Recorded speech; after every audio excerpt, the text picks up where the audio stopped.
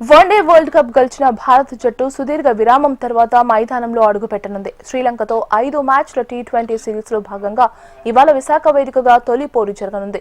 వచ్చే ఏడాది ఐసీసీ మహిళల T20 ప్రపంచ కప్ జరగనుండగా దానికి ముందు టీమిండియా 11 T20 మ్యాచ్లు ఆడనుంది.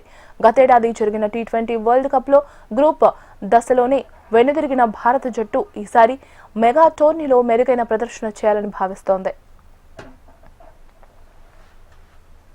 ఇప్పటికే ప్రపంచ కప్ గెలిచి జోరు మీదున్న టీమిండియా మహిళల జట్టు ఈ సిరీస్ ను కూడా గెలిచి తమ ఆధిపత్యాన్ని కొనసాగించాలనే లక్ష్యంతో బరిలోకి దిగుతోంది.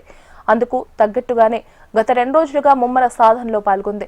ఇదే సమయంలో శ్రీలంక మహిళల జట్టు కూడా భారత జట్టుకు ఏమాత్రం తీసిపోకుండా 2 రోజుల పాటు ప్రాక్టీస్ సెషన్లలో పాల్గొనుంది.